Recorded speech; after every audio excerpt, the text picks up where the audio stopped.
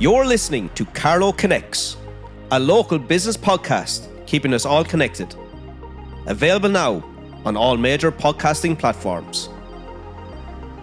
Hello everybody and welcome to the brand new podcast in Carlow, and it's called Carlow Connects, and I'm Paddy Carl. You know, there's one thing about Carlow, we're a small county, but what's happening here in terms of business is anything but small. Every corner of this county, from the town to every townsland, Rathvilly, Tullow, Bennykerry, Bagnallstown, there are people that are really doing interesting things, building businesses, creating jobs, making things happen quietly in the background without a whole lot of fuss.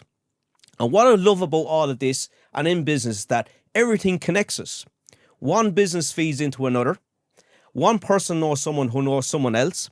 And before you know it, you realise that Carlow has this incredible network just humming away in the background. So what is this? Every episode I sit down with someone whose business caught my eye and we just have a proper chat how sports, politics, entertainment, sponsorship, even a cup of coffee connects us all in business. What drives these people? Where they started? What drives them? How they fit into the bigger picture of what's going on here? And it's all connected. That's the whole point here. How do we make sure that business thrives? Well, let's get into it. My very, very first guest. My guest today is Norah Ryan from Barrow Consultancy and Training. Now, if you've ever wondered how businesses get their act together, their clients, their compliance, their training, their standards, Norah is the woman behind a lot of that work here in Carlow and right across Ireland. From healthcare to childcare, health and safety to ISO certification, Barrow Consultancy covers it all. But what I'm really interested in is the impact on this has on real people and real organisation. Norah, you're very, very welcome. Delighted to have you in. Delighted to be here. I know I said this in the room beforehand, but you're my guinea pig today. Yeah. So you're my first guest on this podcast. We're going to see where this leads us. Absolutely. So the podcast starts today, and I'm just wondering how far this podcast is going to really connect with people individually, as part of a team, but most important, how this connects us all in business. Norah, tell us everything. Where do we start? Well, first of all, thanks for having me, and I'm honoured to be your guinea pig, Paddy. I don't feel no offence at all. I think it's a fantastic idea to help the businesses of Carlow to raise their voice. And we have, as you said, some amazing businesses in Carlow, and we all need to raise our voices a little bit more. Sometimes we can be a little bit Irish. You know, we struggle with promoting ourselves or with taking a compliment. We should never do that. If somebody says you're doing well, yeah, I am doing well. I'd like to do better, probably, but it's to give businesses an opportunity to come in here to tell everybody what they're doing, and half the time we may not even realise the extent of what certain businesses are doing. Yeah, that's a very, very valid point, and any of the networking events that we go to, something props up that maybe we just don't shout loud enough, do we? We don't shout loud enough. That's something I say every time I'm talking to somebody or I'm at an event, wherever it is, whatever it is. Carlow businesses do not shout loud enough about themselves. And do you think, is it a fear? Is it, who's your man or who's your one, thinking that they are on social media, or what are they selling now or whatever, or sure, the only thing you're trying to do is trying to sell me something, or what do you think it is? Why do we not shout loud enough? I don't know. Well, I think it could be a little bit of, we're so busy. Everybody is so busy, and we are in a very good environment, at the moment. But maybe people are like, oh, business is going well, I'm okay. But they don't, I think then they underestimate the value of your socials, your presence, your social media, and just get advertising, marketing even more, because the day could come when you rely on these things for more business. We never know what's around the corner from us, and we work in uncertain times. So I think it's just like we're doing okay at the moment. But, we could always do better. And don't we all always want to do better? Absolutely. And that's where the message should come from. Get out there, tell everybody what you're doing. Doesn't matter what they think about you, or, if you feel a little bit uncomfortable saying, oh my God, aren't I amazing? Yes, you are amazing, and you should be shouting it. I think that's brilliant. I'll just bring it back there. Business is okay. Yeah. But I think businesses have to look forward to say, hold on here, what if something does happen? Or a new competitor comes into the market, or your neighbour might start up a business exactly the same as yourself. So if you were to roll back and say, right, what have I changed in your business to maybe get out there more? Has something happened over the last while? Just go back to when you started out, how you've changed your getting your business out there. Have you done anything within the business? Yeah, I mean, we've certainly expanded our scope of offerings that we give and how we can help small businesses, particularly with compliance and health and safety.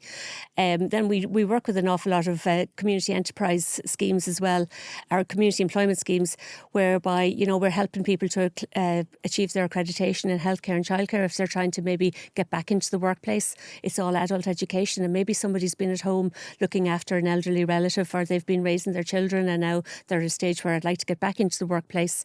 You know, maybe I'd like to be an SNA. Maybe I'd like to work in a nursing home as a carer. I think I'd be a good carer.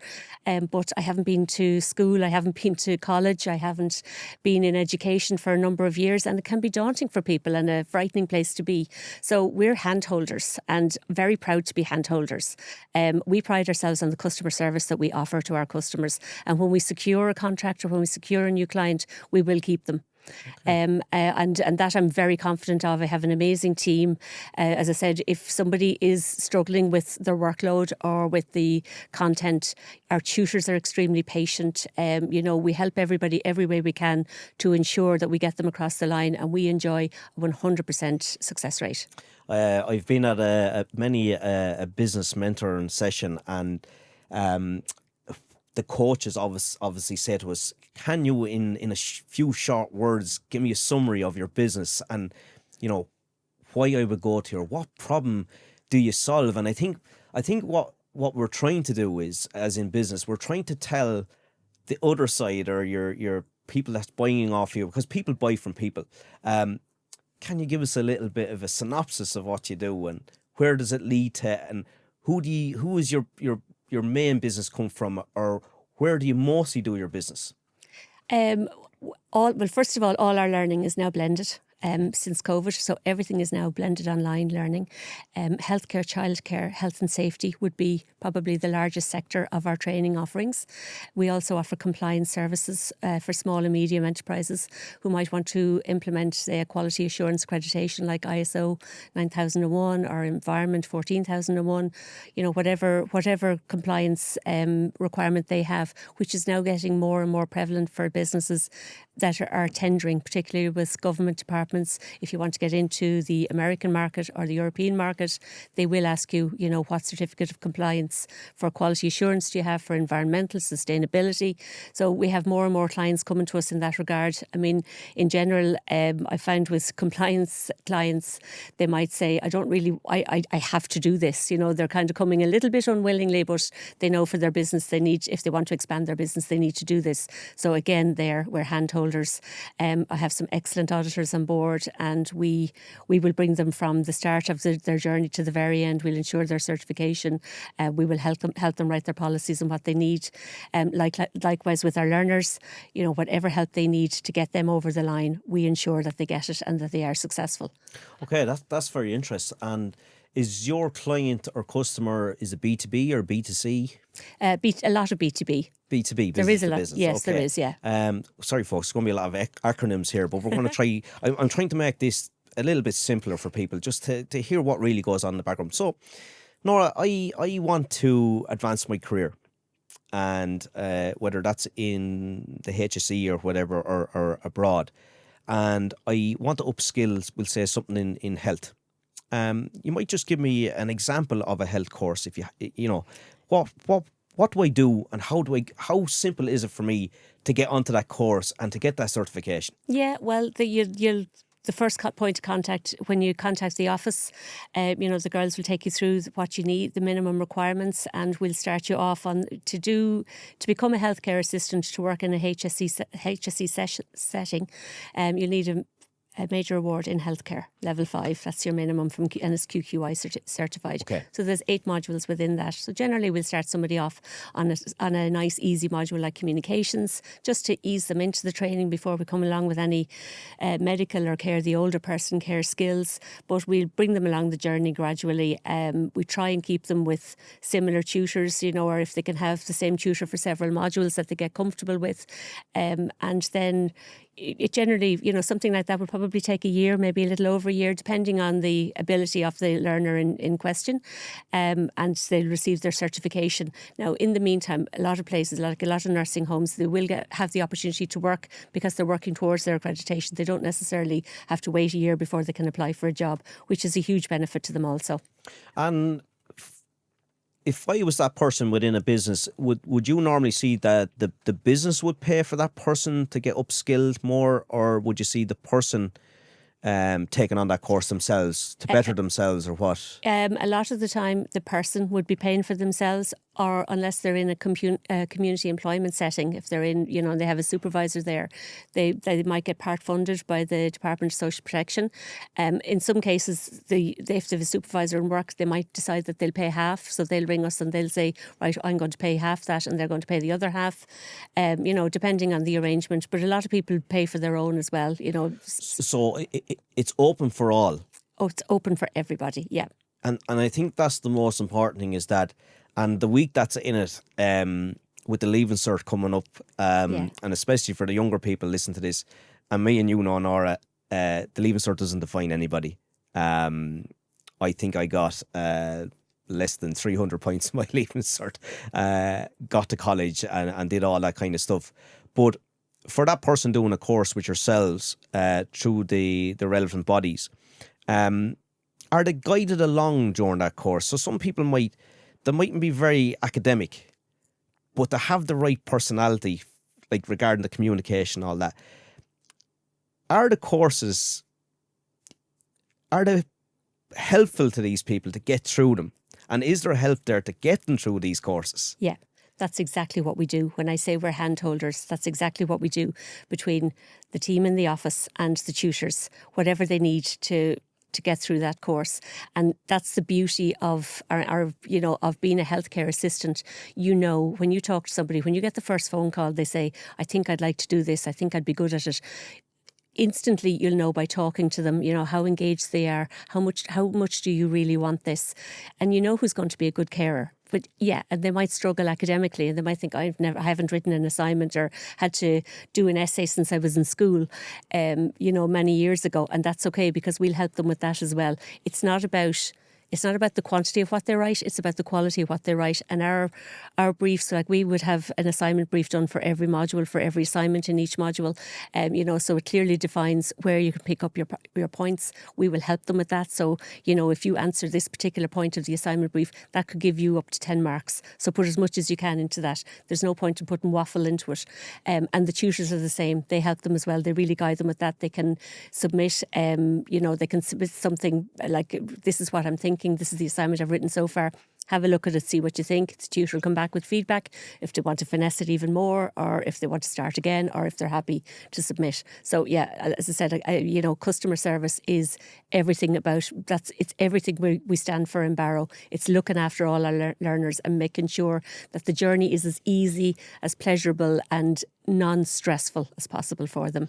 Okay, and I'm intrigued to hear, when you're building a course, and you're with your customer, so you and your customer have to be very tied in together, because the course has to emulate what they do on the ground then as well. So you're obviously working very much with the other entity to make sure that the course that the person is doing fulfills their obligation. Absolutely. We would be guided by the guidelines that we get from QQI, which is our certification body. So we have to follow their guidelines and what we are validated to deliver. But when we rewrite it with these people in mind, that we want to make it as easy as possible. It doesn't matter if you haven't been to in a classroom scenario or done any training for 5 years, 10 years, 20 years. We just want to make it as easy a journey as we possibly can. You work across healthcare and childcare, health and safety and ISO standards. Like, it's a very, very wide range. And like, how did a local business build that kind of credibility across so many sectors? Well, I suppose I took over the business 5 years ago, Paddy. I bought the business from the previous owners, and Barrow at that stage already had a fantastic reputation for healthcare. It was founded by the previous founder, Marion Manning, in 2008, with predominantly to deliver healthcare modules. She was a nurse, and she saw a gap in the market where this training was required. So she decided to set up Barrow. So Barrow always had that reputation for healthcare. Then it developed into childcare and health and safety, and some management modules over time. And then when I took over the business 5 years ago, I really wanted to develop the consultancy side. So I've been working on that, on the compliance and what we can offer on ISO accreditation. Norah, can I ask a question? What is an employee buying a business? Oh my God. What? Are you mad? What a Tipperary woman coming to Bagnallstown in Carlow, you with them for 5 years and something comes into your head, I'm going to buy this business. Tell your listeners, or tell our listeners, what was that decision? What came into your head? The worries, am I mad?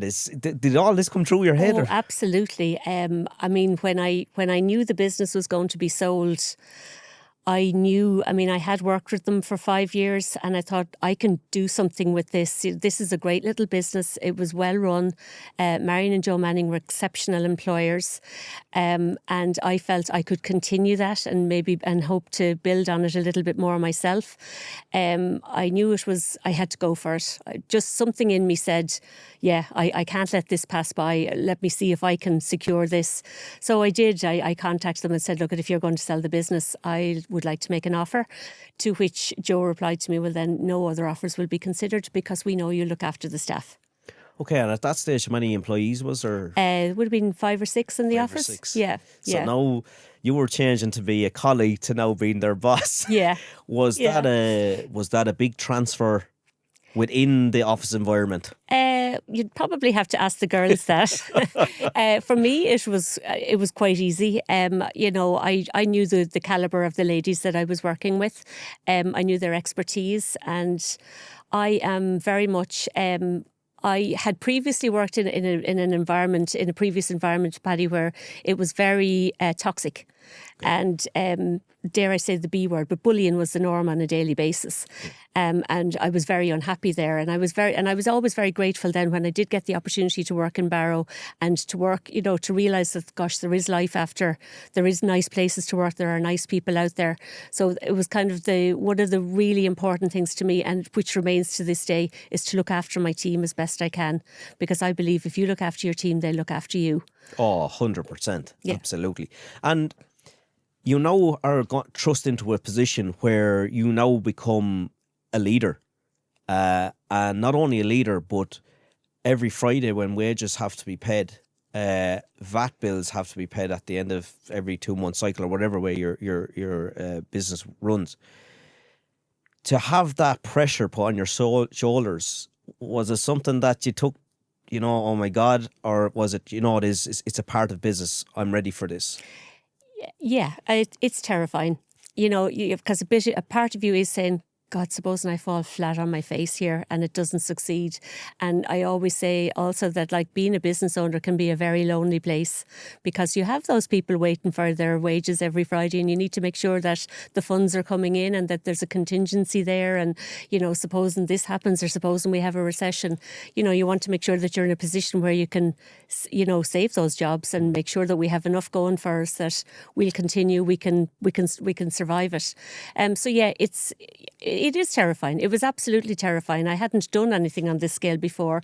I'd come from, the exhibition business in Dublin straight into training, of which I knew nothing about. And 5 years later, I was buying it. And I was like, yeah, am I crazy? So you were doing a previous role.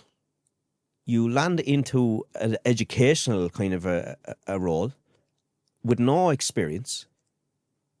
Did that even daunt you, to go from that to this extreme? And the reason why I'm saying that is that, and the younger people listen to here, just because you go down one channel doesn't mean it doesn't open up something else for you, because it does. And you say that business can be a lonely place. So when you started out on the business, I know the Barrow had their clients at the time. How did you get the name out there? What made you go, do you know what it is? I really need to drive this on. How am I going to do this? So tell us how you went about it. Yeah, that's exactly what I said to myself. I need people to know who I am. I'm not originally from Carlow. I'm Tipperary originally. I do consider myself a proud adopted Carlovian. I've lived here for 20 years now, and I love Carlow. I love everything about it. I love working in Carlow. I love owning a business in Carlow. I love Carlow people. We're not that bad, are we? Yeah, No, except for the accent. You're great. Well, lad. But I had, I said I need people to know who I am, because who's this person that owns Barrow Training now, and why should I do business with her? So I suppose one of the first things that I did was I reached out to the Chamber of Commerce, and I contacted them. I started to go to networking events just to get my name out there, my face out there, so that people would know, okay, this is Norah, she's from Barrow. And you're right, what you said there earlier, you said people buy from people, and I firmly believe in that. And I also believe in know, like and trust. So while they may not buy from me today, but if they get to know me, they get to like me, and they get to trust me, they'll buy from me in the future.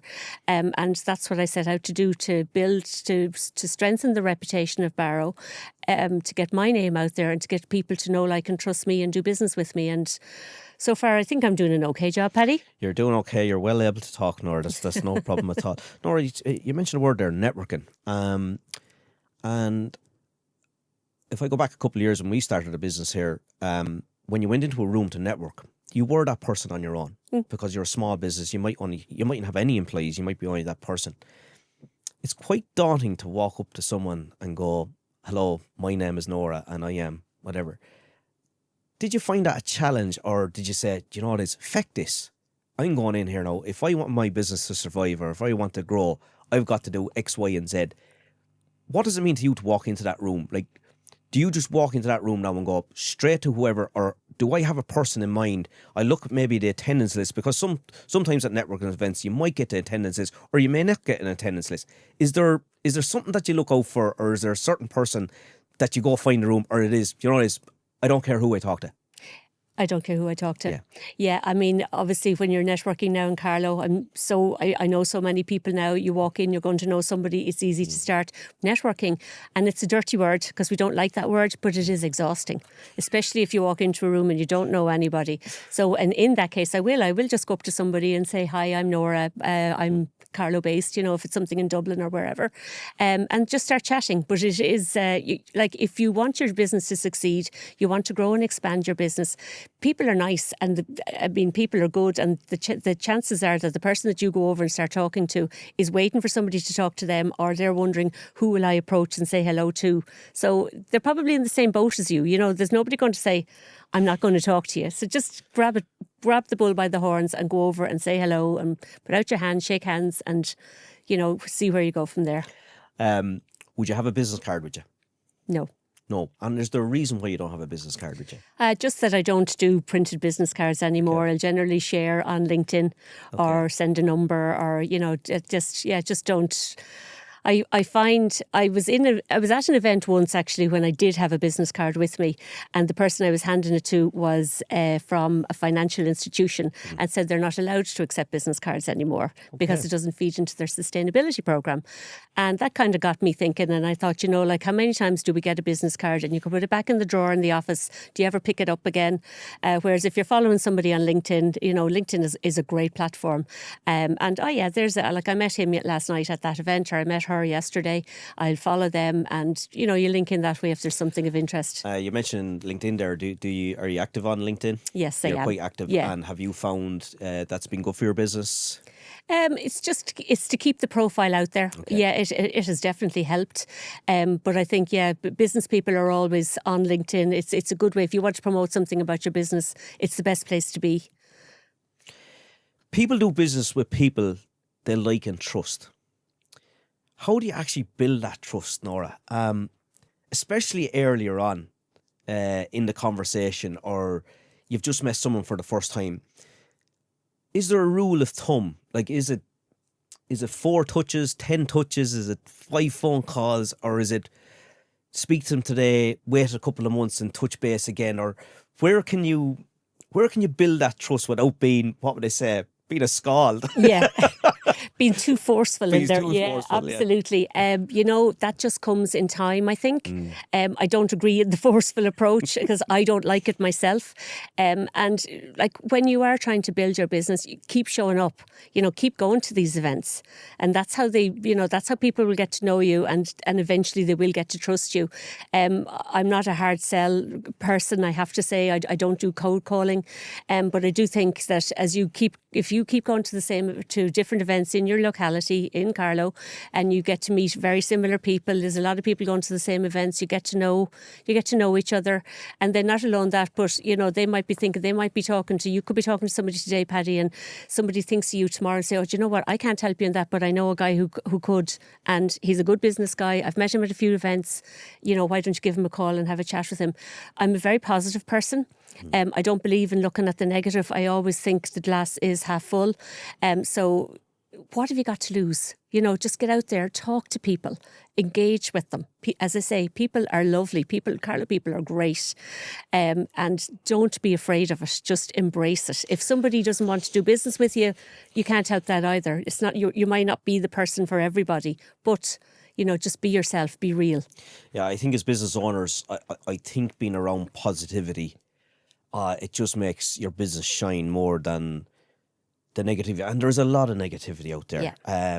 And I think maybe that's why a lot of people are afraid to put themselves out there, because they're afraid of that comment on social media.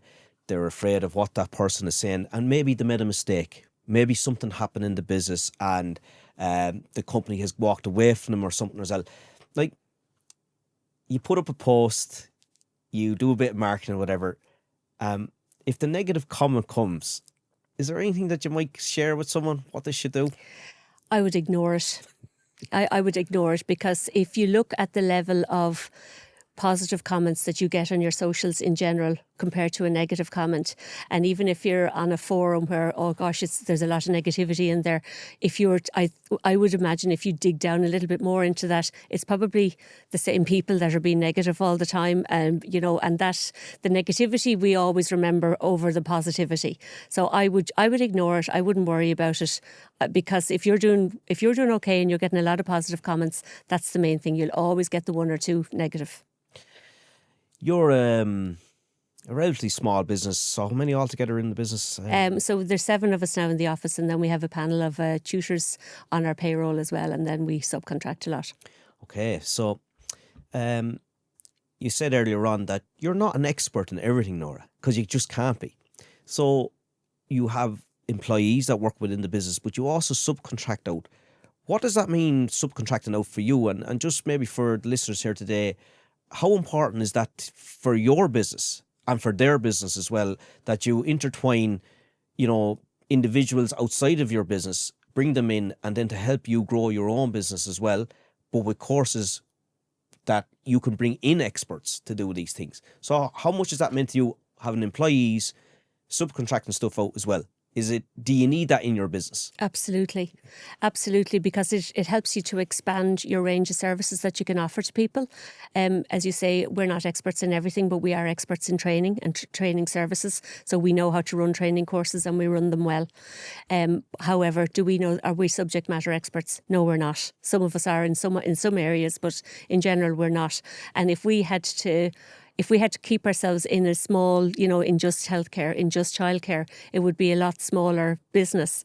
Whereas if you bring in the expertise of a health and safety expert, of an ISO consultant, of a management and leadership expert, of a childcare, it just opens up, it broadens your business horizons. And because now that all our business is blended online, it gives us as well the opportunity to offer it to nationwide, which helps also. But expertise, subject matter expertise externally from the company is essential for your business to grow. And a little birdie told me, and I was on a billing site there a couple of weeks ago, and for some reason Barrow Consultancy and Training came up about tiling. Yes, we did. Norah, Yeah. so how does a business that's in healthcare, in childcare, health and safety, ISO standards, end up helping tilers? Can you tell me? That happened almost about 5 years ago now, Paddy. Myself and two other training companies, we came together to form a consortium, rib training, we wanted to apply for the Education Training Board's contracted training tender that was coming out, and we wanted to broaden our expertise. So they had their own areas of expertise in IT. So I obviously had childcare, healthcare, health and safety management. So we combined and we were successful in Cavan Monaghan in the construction industry, of which none of us knew absolutely nothing about. But like I said, we are experts in running courses and we run them successfully. So I have an amazing contracted training manager and she just hit the ground running. She started reading up about floor and wall tiling, dry lining, laying curbs. She's just incredible. And yeah, we've been running them successfully. So you're telling me this opportunity came up and you just went, you know what it is? Let's go for it. Let's try something here. Let's do it. Oh, that is amazing. Yeah, and we've been successfully running those courses back to back for the last, 4.5 years now. So if I'm a young person or someone that's in the tiling trade or in the construction trade and I want to learn a bit about tiling, putting down floor tiles, wall tiles, I can go online, book this course. Yeah, the details will be on Fetch Courses, or you can ring our office and we can give you the dates of when the next courses come. We're constantly recruiting for these courses. We can give you the dates of what's coming up for Q3, Q4. And yeah, like as I say, they're running back to back. They've been extremely successful, it's been a great journey. It's been very interesting. And have you seen, Norah, because you're in such a diverse range of industries with your courses, are you seeing, their numbers are high in this course, their numbers are low in this course, is there medium? But do you see the country as a whole, not even just Carlow, is there a certain section of the society going to this course? Is there another section of the society going to that course? Or are you just seeing, it all depends what the person wants? It all depends what the person wants. Yeah. I mean, obviously, the likes of the construction studies in Cavan Monaghan, there's a huge demand there because, we need more construction workers. It's not a traineeship, it's not an apprenticeship, but it is certified, be it Sitting Guilds or QQI. There's a constant demand for those courses, and we now know as well nowadays that learners are more interested in shorter term courses. It's more of a struggle to fill the long apprenticeships. So that is definitely something. I know they're looking at it at the moment, but it is something that we have to feed into. And City and Guilds, so that means do Barrow have to deal with City and Guilds then? Through Cavan Monaghan ETB. So that's how you're all connected then. Exactly. So you have Cavan Monaghan, you have Barrow from Carlow, and you have City and Guilds then. And then the certification, you do your course. And I'm intrigued to hear about the short course. So what you're saying is probably the shorter the course and the value of the course, there's going to be more of an uptake.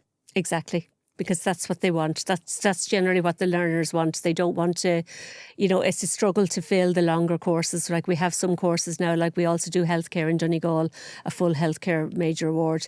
Like that could be a 48-week course. It's harder to fill those because people are looking more at the shorter term. What can I do quickly to get me into the workforce?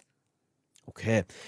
So, Cavan Monaghan, Donegal, how does a business in the heart of Carlow Town get to Donegal, get to Cavan Monaghan, go up to the north end of the country to, predominantly by the sounds of things, a lot of your work is, like, how did that all start or where do you go or how did you do it? Well, it was all part of the tender came out, the contracted training framework. When it came out to tender, it was for all regions of ETBs. As I say, we were successful in Cavan Monaghan. We were successful. Later on, we got Donegal, we got healthcare in Donegal. So, it's a case of saying, am I going to take this on or am I going to say, well, I'm down in Carlow, I won't be able to run this? Absolutely, we can run it. As I said, as I always say, we run training courses well. We are very successful at running training courses. Once we have the expertise up there, we've got the team down in the office in Carlow. Somebody would probably every 2-3 weeks, we'd have somebody going up to Cavan Monaghan to either visit the courses, to open, to close them. We're constantly on the other end of the phone if the tutors need help, if they need anything, or if any of the learners need support. And I have to say the team in Cavan Monaghan and Donegal are fantastic support to the contracted training team as well. So you're constantly, you're constantly looking over, right, what entity needs new courses, or where can we get in? Can we get into another county? And for your own business yourself, is it not just Ireland, or are you dependent on other companies? So we'll just say an American healthcare provider or whatever, or a UK healthcare provider. Are they looking at your courses and going, hold on here, once you have that certification, we're okay with that. We can employ this person, or they have the authority now, or that certificate is what we need here. Yeah, well, QQI and City Guild certification would be widely recognised, so it doesn't limit you to work in the Republic of Ireland. We can only train learners that have an Irish PPS number. Okay. So, you could be living abroad, but if you're an Irish person living abroad and you have a PPS number, you can do a course remotely, provided there's no skills demonstrations involved, of course. How do you compete with the big guys, Norah? Is relationship the secret weapon, or how does a company in Carlow, compete with companies that actually give loads and loads of courses and dynamic? Is it the people behind it? Is it the work ethic, or what's the difference? I believe it's our offering. We're good at what we do, and we know we're good at what we do, and we're comfortable and confident selling it. That said, competitors don't frighten me. Competition is good. We all need competition. I would have contact with several of my competitors. We'd pick up the phone and say, do you see what they've done now? How are you finding this? Have you been speaking to anybody there? What are we going to do as a body? I would have a very good relationship with several of my competitors on that front. So, and actually, if they wanted to collaborate on something, yeah, absolutely. Let's sit down and talk. Yeah, that's quite funny, actually. So you're constantly watching your competitors, aren't you? Absolutely. Well, we all have to benchmark against somebody, so we're all watching them. What are they charging now? Get onto their website there and have a look. We're all nosy at the end of the day. So you're all snooping around to see. Absolutely. Yeah. They're doing it to me, so I'm doing it to them. Yeah, and regarding your competitors, and that's interesting. So sometimes you partner with your competitors. Yeah, one of the first things I did, Paddy, when I took over the business was I rang them and said, my name's Norah. I'm just after buying Barrow Consultancy Training. You may have known the previous owners. And, I'd love to meet for a coffee sometime and just have a chat. Just chat about the training business in general, and just so that they met me, and at some stage they might need a training course that they don't run, but I have. And, maybe they'll come to me for that. And that's what we do collaborate in that regard. They might say, look, I have somebody here, they're looking for a particular course. I'm going to put them onto you because I know you look after them. Okay. Yeah. You moved the business from Bagnestown into Carlow. I know you're in the Enterprise House there up on the O'Brien Road. Has that changed anything regarding business terms for yourself? Or what was there a reason why you left Bagnestown? Or well, the primary reason I left Bagnestown was energy costs. I got a ridiculous ESB bill for a 2-month period at a time when, just at the start of the Ukraine war, costs were really expensive. Energy costs were really expensive. And I thought, gosh, if this is the way energy is going to go, I can't make a contingency for these sort of bills. So I wanted to streamline a little bit more. We were in a building that was way too big for us anyway. And I wanted to be in Carlow. It's great to be in the town, and it's great being in the Enterprise House. You've 28 other businesses in the building with us. Again, another way to get to raise your profile, to get other people to know you. And the local enterprise office, I have to say, they're so supportive to small and medium enterprises as well. So it's great being in the same building as them. And has the local enterprise, have yourselves and Barrow and local enterprise, you've done something together, or have you worked together, or have they helped you on stuff as well? They have. They have helped me on stuff. Yeah, they're as I say, they're only in the corridor, so they're, if you're not sure about something, go in and knock on the door, and there's always somebody there willing to help. And that goes back to the whole thing of that, not being afraid to knock on the door. For me, if as a business owner, I'm able to pick up the phone to other business owners, no matter what your difficulty is, and get their opinion. If I was to knock on your door today and I says, Norah, I need a help with something. I'm a small business and I don't know where I'm going. Is there any little bit of advice? Just something, is there some little bit of advice? Do this, do X, do this. get out there and talk. Is there any little nuggets there that you might have for these people? Well, I'll say it again. Where you can, be positive, and get out there, knock on these people's doors, and people are willing to help. If you are stuck on something or you're not sure, if you rang me and if you came to my door, the first thing I'd say is, right, Paddy, we'll put on the kettle and we'll figure it out. Because if I can't help you, I guarantee you I probably know somebody that will. So I will get you, if I can't help you with whatever your dilemma is or what you're looking for, I'll find somebody who will help you. Yeah, and I know, it's just true saying, if you want something done, ask a busy person. That's what they say. And I think as business owners, and like yourself, Norah, when you see someone that's, they have a good business, or they're trying to grow their business, and they're looking for that contact, they're kind of going, I think Norah knows this person, or she might know someone that does. And it's amazing how things trickle down. I was at an event 3 or 4 weeks ago, and next minute I was sitting beside, I don't know, a radio producer or something. Next minute I have a head of production in here because I knew that fella in here that knew that girl over there. So the importance of that is that let people know who you are. Absolutely. It's all about it's like putting a jigsaw together. You just don't know who you're talking to. You don't know who you're going to meet today or tomorrow, but let them know who you are, what you're doing.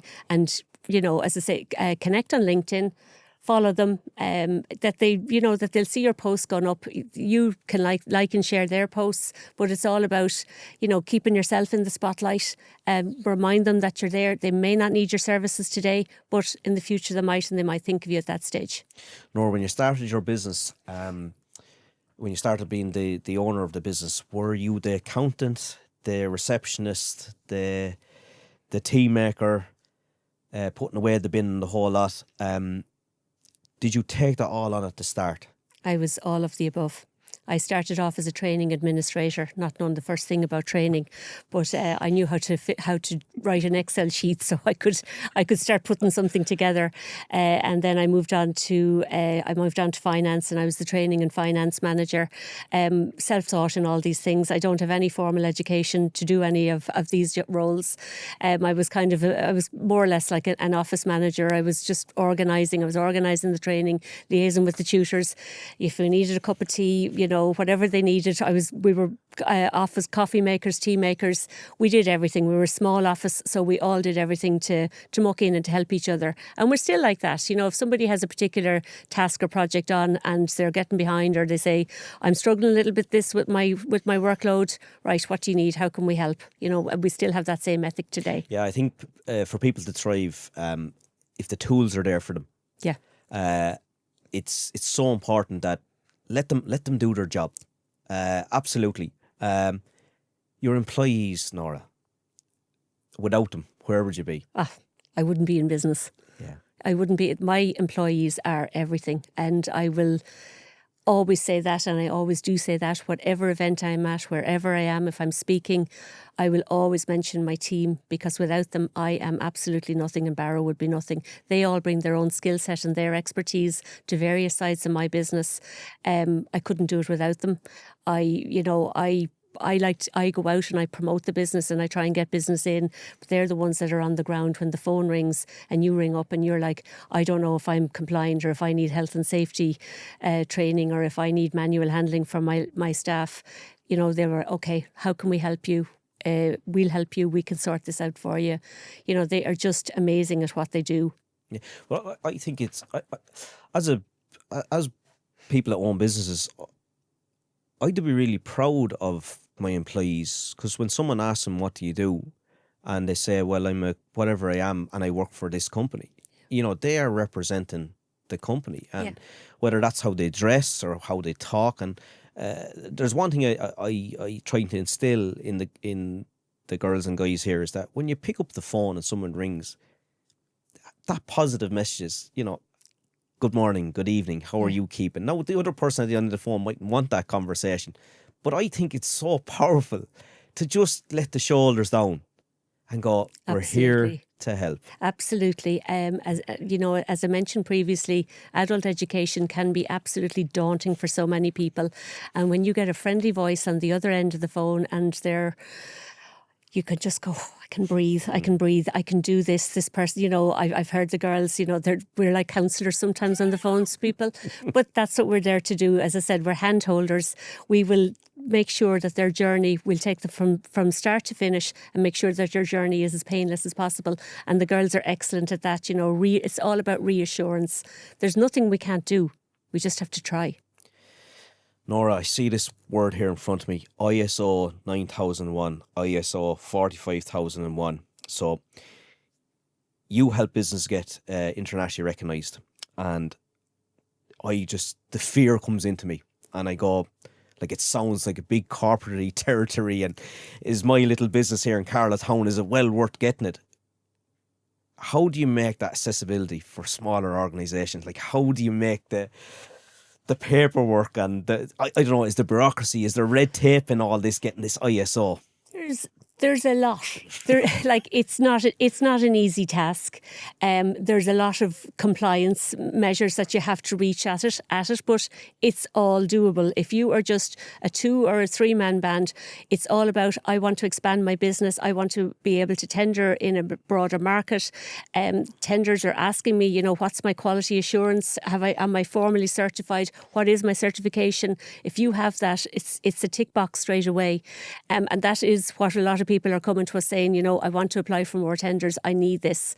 So that, when you say more tenders, so if they're going on to European-wide tender systems and they want to progress their companies and they need this compliance, this ISO, we can go to you guys and go, right, I want to tender in whatever market it is, whether it's in France, Germany, Germany, the whole lot.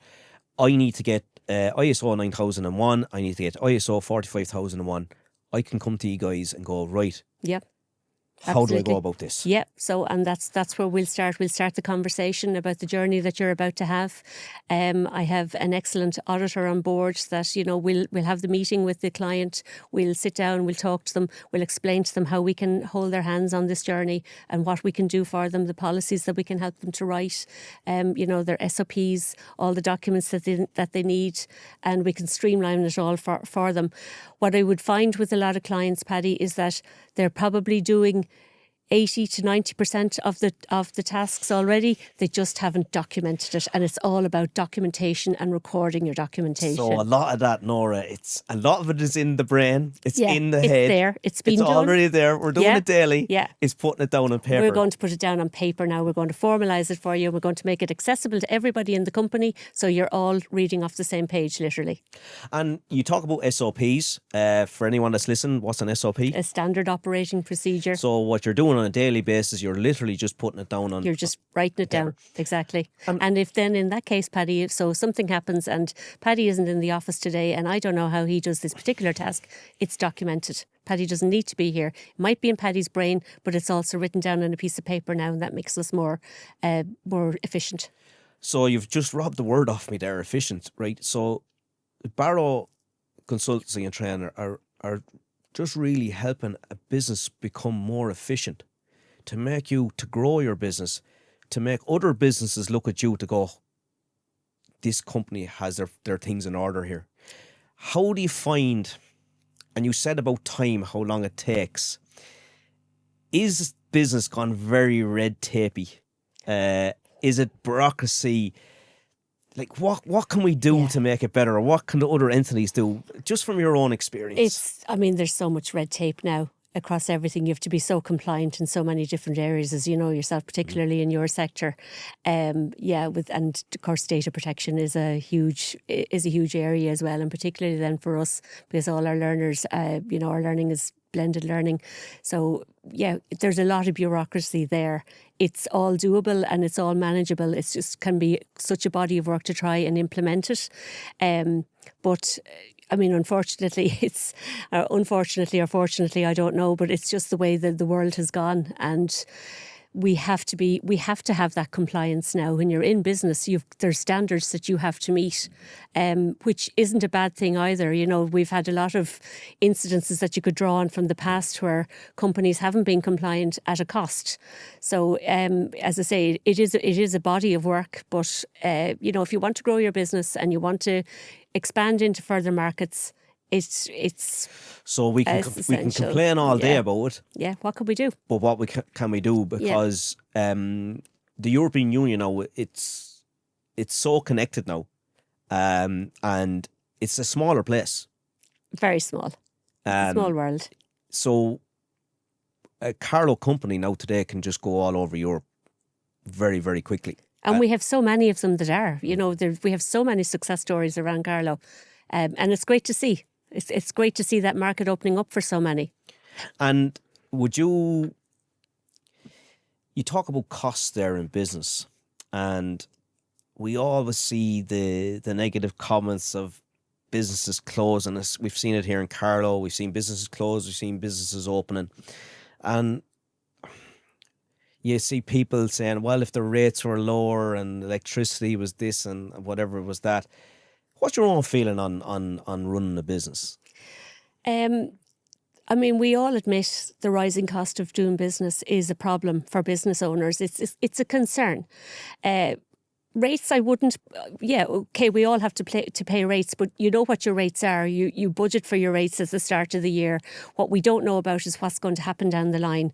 We live and work in uncertain times. We don't know what's going to happen across the pond on either side of us, and we are very, because we're in the middle of that, we're contingent on what could happen.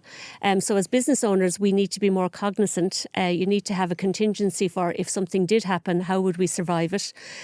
We're very compliant, obviously. We're part of the EU, so we have to be compliant. But I think sometimes we can be overly compliant, or we rush in to be the best in the class, so we're going to get it done first.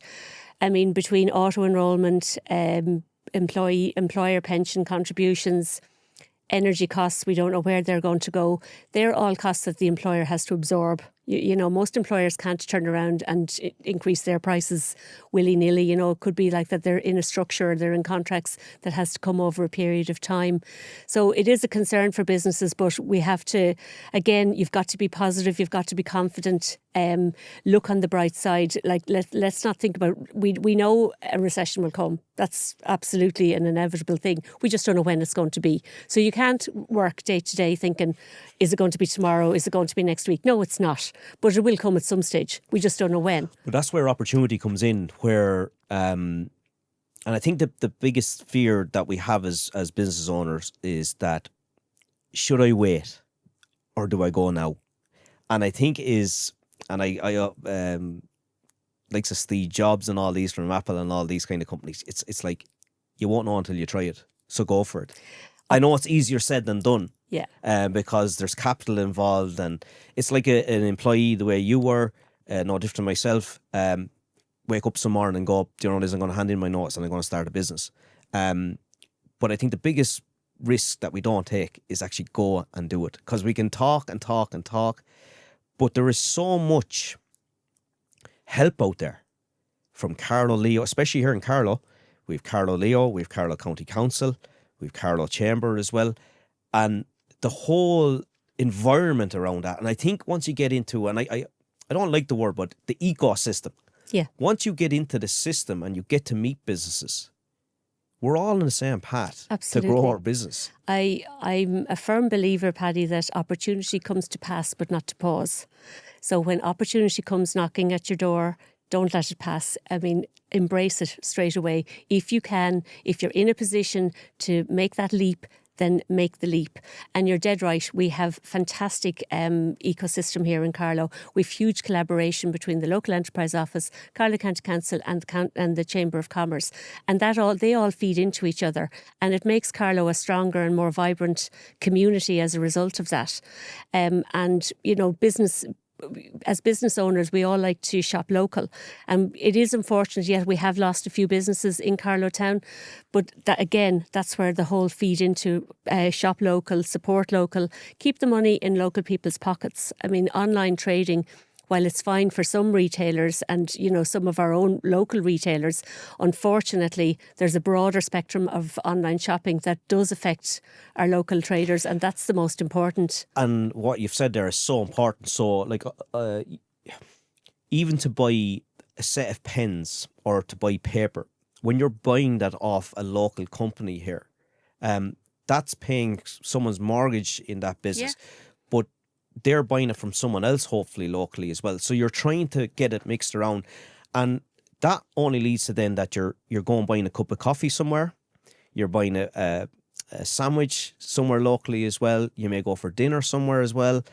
It's the whole ecosystem about keeping, we'll just say for Carlow, and I'm sorry being biased now on this, but trying to connect Carlow all together through all the different businesses. So we have a construction business here, we have a podcast studio business here, but what we try to do is we try to get our clients to bring them down for dinner somewhere. Yeah. So we get them to see this. Yeah. So then a lot of people might go, geez, I've never been to Carlow before. Well, this is here. Yeah. The museum is here. The courthouse is here. Have you never gone to do this? I think it's so important that as business owners that we're sharing it around. 100%. We all have to support each other. We're a small county. We are a vibrant county. We're a great little county, but we have to support each other. And that's the whole ecosystem again, that we feed into it. That, you go down the main street and you go into the shop there and you buy the dress there or you buy the shoes there or whatever it is. Because every penny that you spend, if it's only a cup of coffee, if it's only buying the newspaper, every penny that you spend in Carlow is staying in Carlow. It's paying somebody's wages. It's helping them to survive, to pay for their rent or their mortgage, to feed their families, and if it's keeping them in employment, isn't that a good thing? We want to keep them working in Carlow. We don't want them having to go somewhere else. And if they go somewhere else to work, then maybe they're going to do their shopping there. We need to keep it all in Carlow as much as we can, Paddy. Norah, you went from Tipperary to Dublin, back to Bagenalstown, into Carlow. And then you said I come president of the Chamber of Commerce in Carlow. Norah, have you got plenty of time in your hands, or have you got a different clock to all of us, or what? There's a little bit of madness there. So did you get involved with the Chamber, or just Yeah. As I said, it was the first networking body that I contacted after I took over the business, and I realised that I need to get my name out there. I need people to know who I am, and I was delighted to come on board then as a board member. And I've always been very active and very supportive of the previous presidents that served before me, and what a privilege it was for me to be asked to serve as a president, a role which I now enjoy. I absolutely love the chamber role. I love getting out there and meeting people and talking to people. So I've a year done now, Paddy, this week, and I've one more year to go. And I just want to give as much of myself as I can to the role, and I want to leave the chamber. I think every president should try and leave the chamber a little bit better than when they went in. And if we all make it a little bit better, then, that's for the good of the chamber. And by association, it's good for all the businesses in Carlow. I remember your opening speech, Norah, when you were inducted that night in the Seven Oaks. There was a little part of your speech about fun. Yeah. And I think when we're in business, we can have tunnel vision. We've got to do this, we've got to do that. But we probably miss the fun part of things. Why are we doing what we're doing? Is it to buy a new car? Is it to give the business to our kids? Is it to, I want a nice house? Or, do you know what it is? I want to retire early and I want to travel the world. Why fun?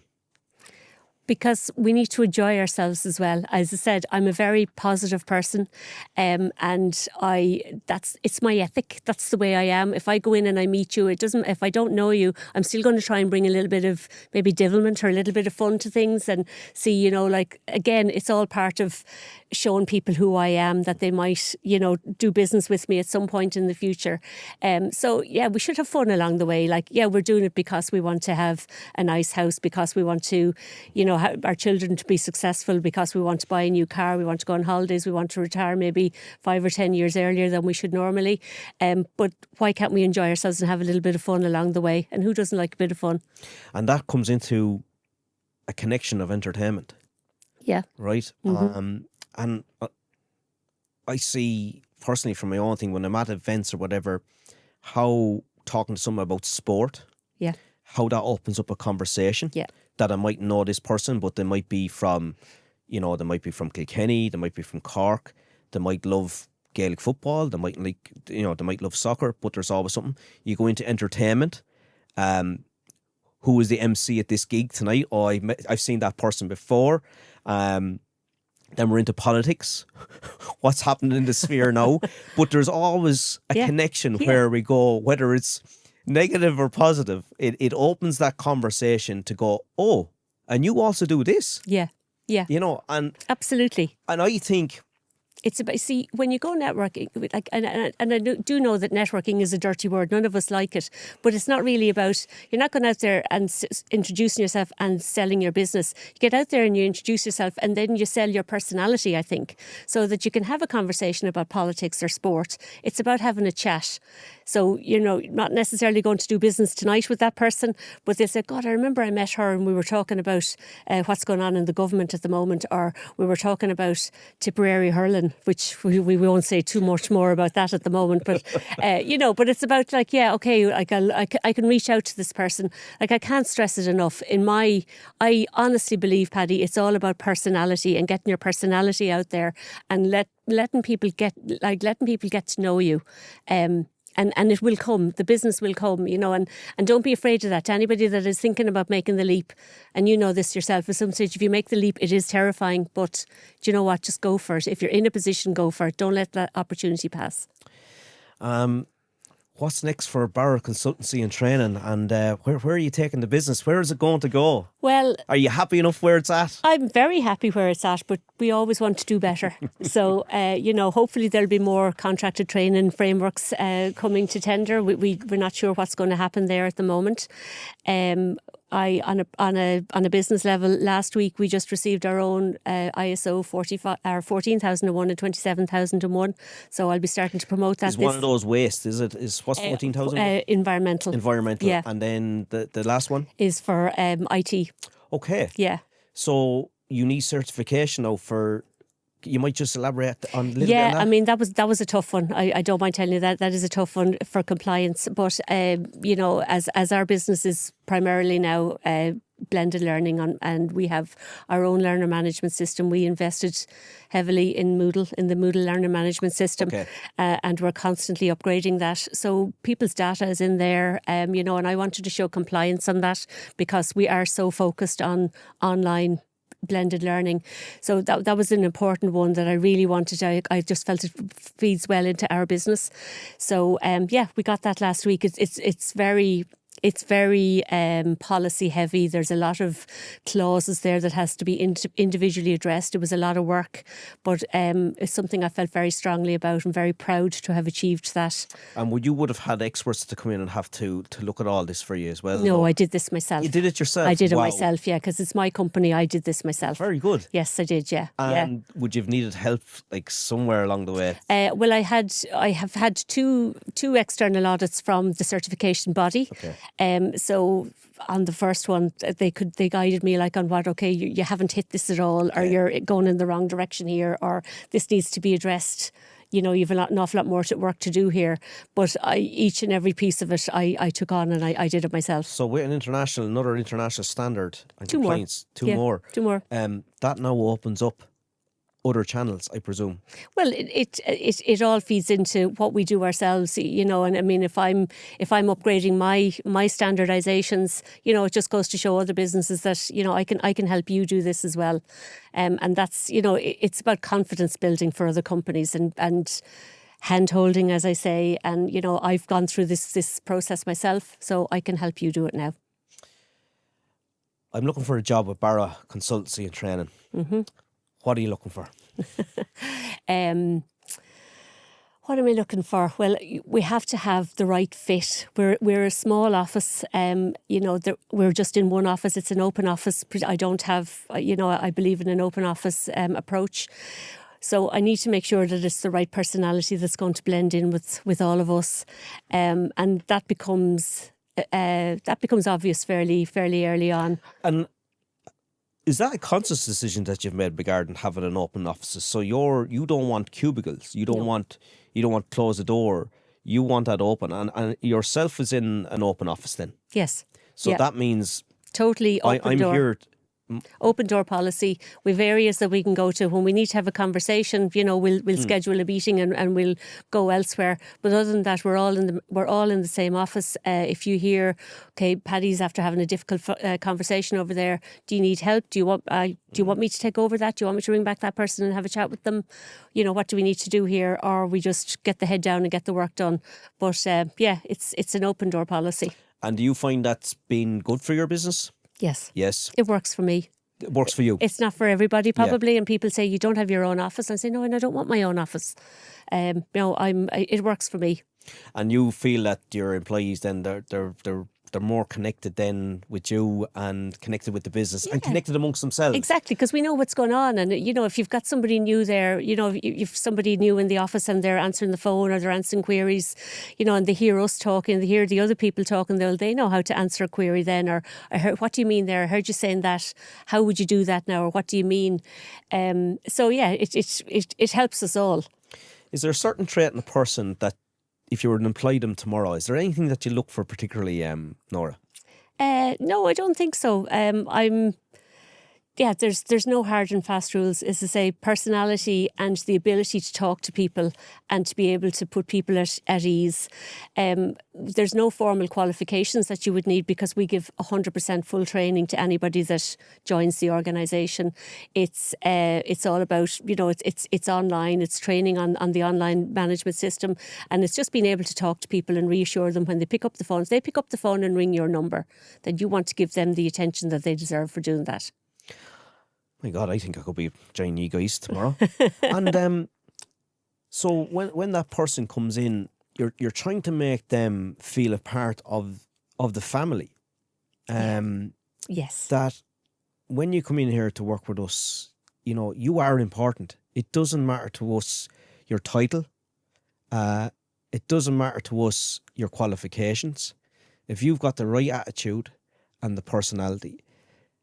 Have we lost that little bit of personality with social media and the way phones are? Have we lost it, Norah? Definitely.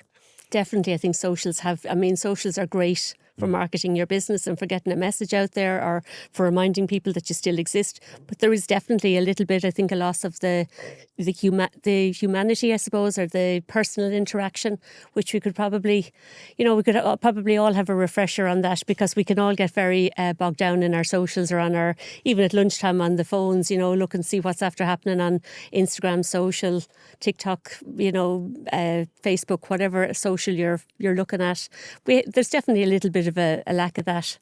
And do you think is it something that we're missing in the colleges, that the colleges should be, the ethics, or not the ethics, but, how to be just a natural person, the communication part, that we're not, I don't like to say it, but we don't become robots either. Yeah, and I don't think it's the colleges either. I think it's just the nature of the society that we're living in nowadays. I mean, when I was young, which was a long time ago, there was no such thing as mobile phones. You went out during the day and you played on the road with your friends.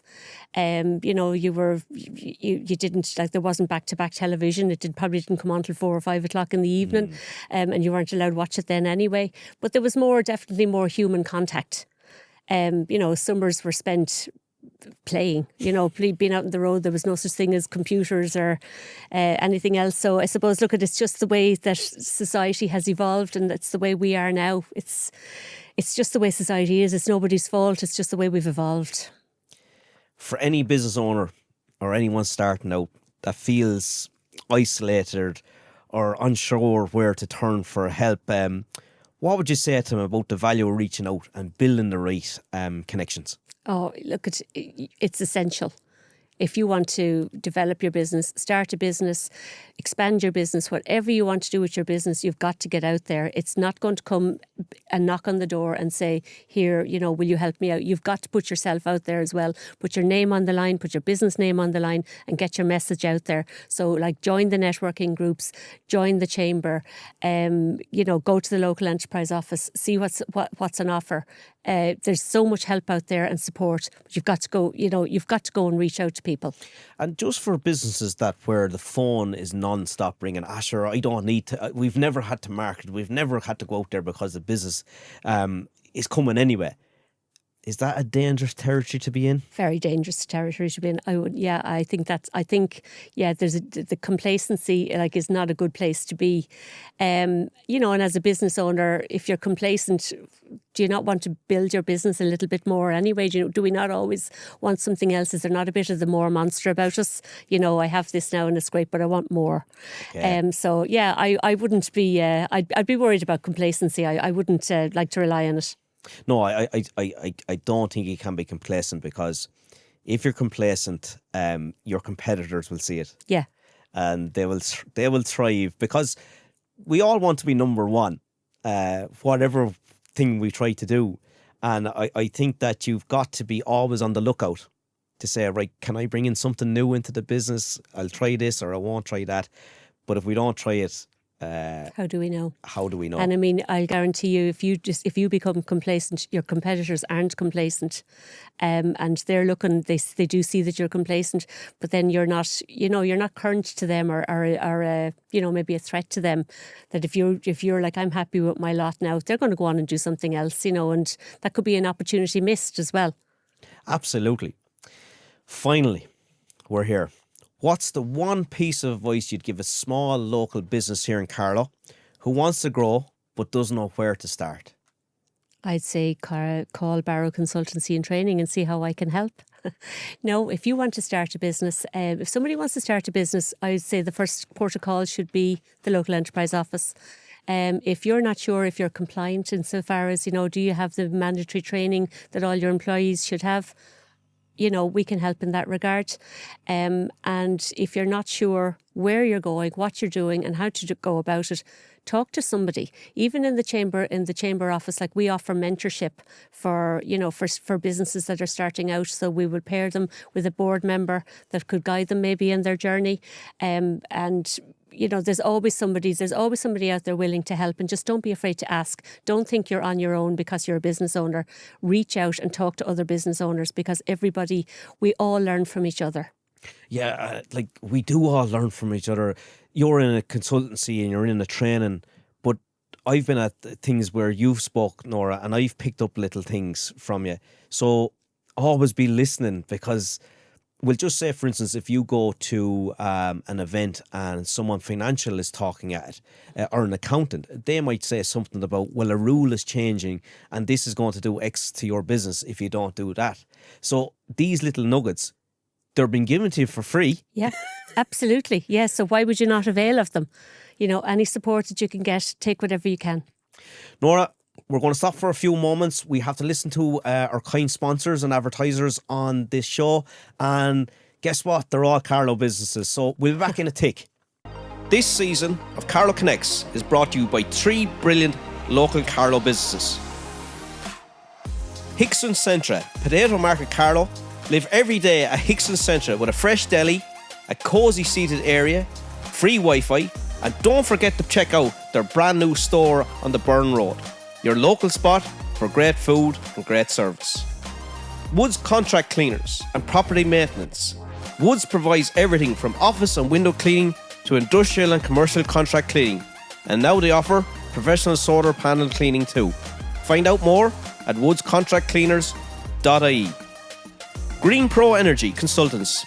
Based here in Carlow, Green Pro Energy deliver BR certificates, air tightness testing, and ventilation validation with fast professional service.